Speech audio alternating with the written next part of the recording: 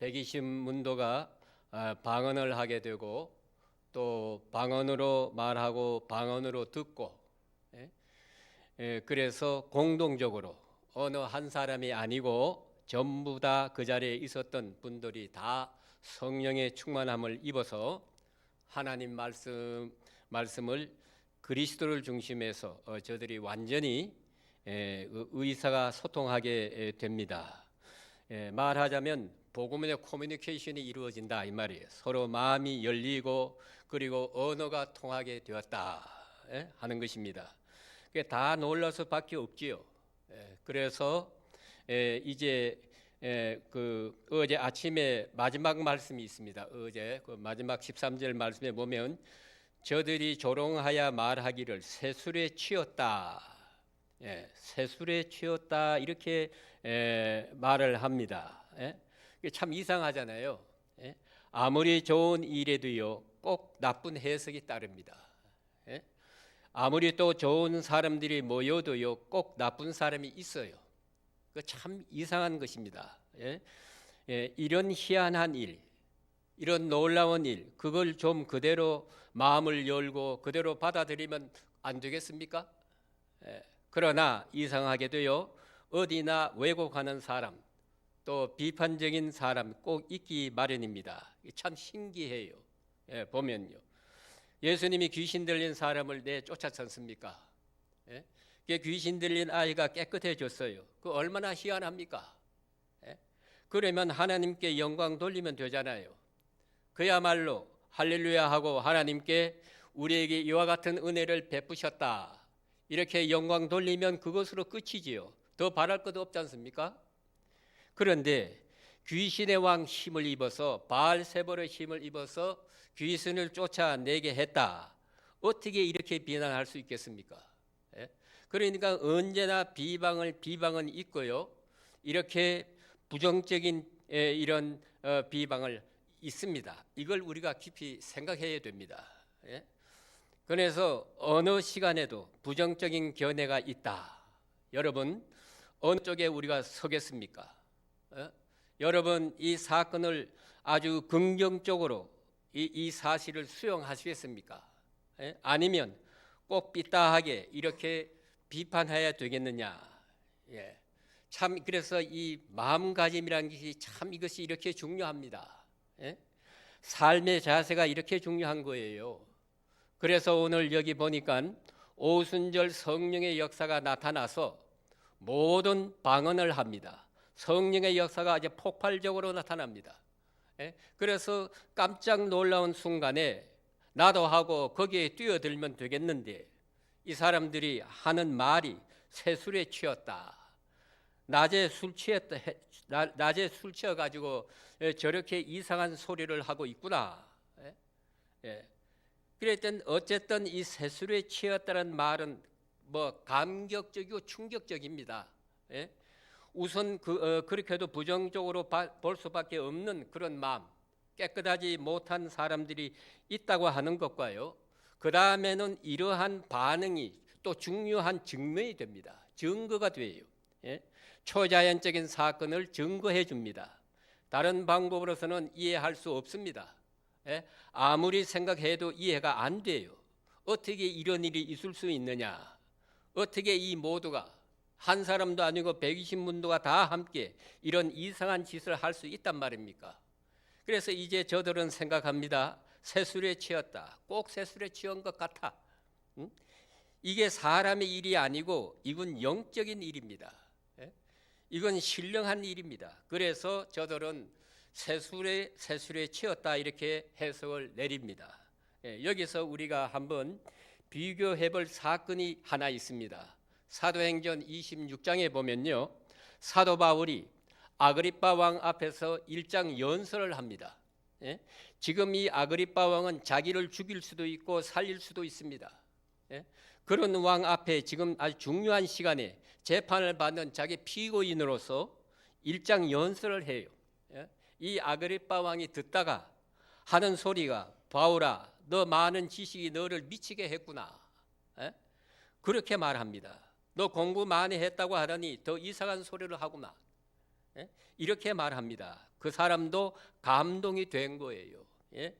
이걸 초자연적인 그러한 아주 특별한 것이다. 예? 이건 특별한 교리라고 하는 것을 알았어요. 그럴 때 바울은 지식이 있는 사람으로서 알았기 때문에 이상한 지식을 얻었구만, 이상한 철학을 배운 사람이구만, 너 많은 지식이 너를 미치게 했다, 이렇게 반응을 하고 있습니다. 그러나 오늘 본문에서는 미쳐서 세술에 취했다라고 이렇게 말합니다. 여기서 우리가 또 생각해야 돼요. 공부 많이 한 사람이 전도를 하면 그 사람 공부하다 잘못됐구만, 이렇게 해석을 내리고요. 또 그러나 불황무식한 사람이 이렇게 전도하게 되면 세술에 취했다, 그렇게 할 수밖에 없습니다. 다른 이유로서는 설명이 되지 않거든요. 그래서 이렇게 세술에 취했다 했는데, 그 말은 오히려 그들이 정말 초자연적인 역사다, 성령이 붙들려서 큰 역사를 이루고 있다 하는 것을 우리에게 증거하는 그런 간증이 되고 있습니다. 오늘 본문에 11사도와 함께 베드로가 서서, 그러니까 사도들과 함께, 말은 베드로가 하지만은 11제자가 다 함께 했다는 것을 우리가 또 기억해야 돼요. 사도 바울이 설교합니다. 이 설교는요, 매우 중요한 베드로의 성령 받은 후의 첫 설교입니다. 그래서 사도행전 중에 전체적으로 볼 때 설교가 24번 나와요. 그리고 그 기록을 무려 30년간 긴 여행 속에 있는 것입니다. 그러니까 사도행전 1장에서 끝장까지 30년 동안에 되어진 사건이에요.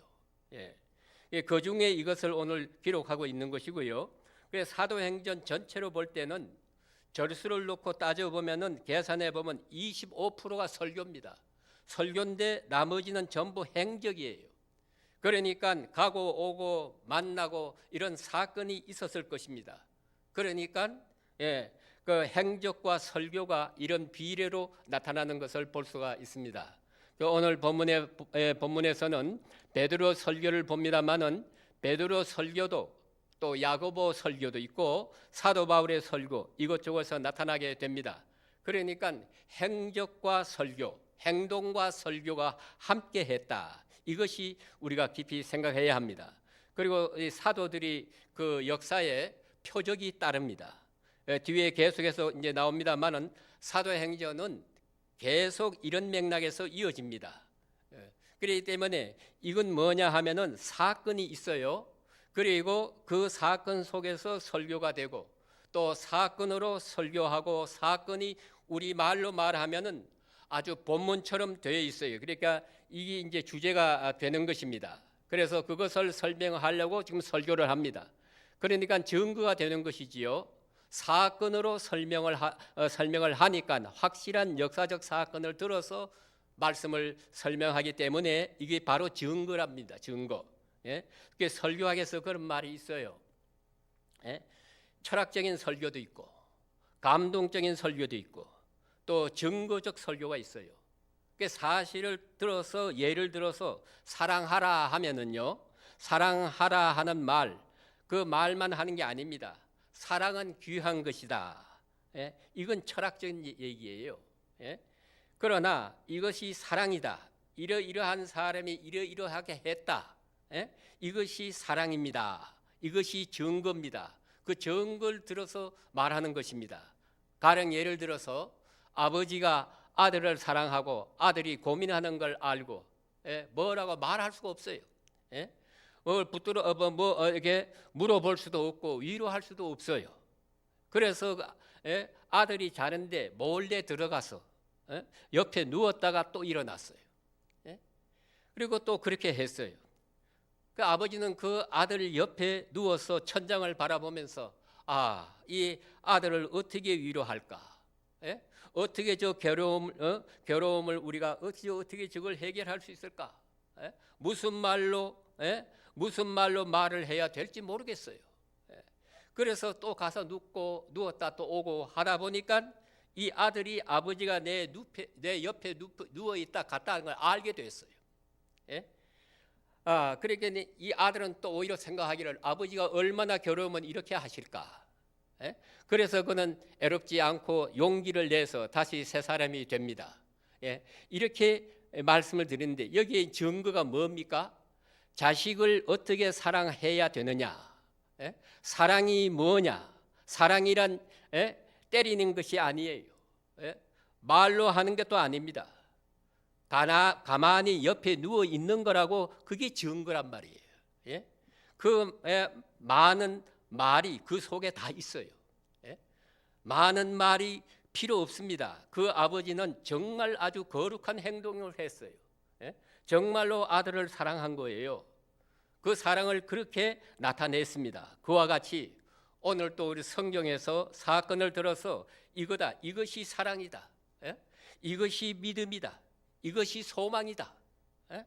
이것을 설명이라고 이제 설명을 하고 보여주고 있는 거예요. 그게 어떤 설교냐? 증거적 설교라 이 말입니다. 예? 그러니까 이렇게 말할 수 있습니다. 그래서 오늘 베드로의 설교의 특징을 보면은 사건으로 말하는데 지금 앞에 사건이 있잖아요. 120문도가 지금 성령 충만함을 입어서 방언을 하고 있습니다. 희한한 일이 생겼어요. 이 사건을 놓고 설명하는 것입니다. 그래서 설명을 하는데 성경적 맥락에서 설명하고 있어요. 성경을 들어서 말합니다. 그러니까 요엘 선지자의 말을 들어서 여기서 지금 말씀하고 있는 거예요. 선지자 요엘이 어찌 말하기 이미 요엘이 말하기를 요엘서 2장 28절 이하에 있는 말씀인데 그것을 사도 바울이 쭉 애웁니다. 애우면서 설교를 하게 되는데 그 예언이 오늘 성취되었다.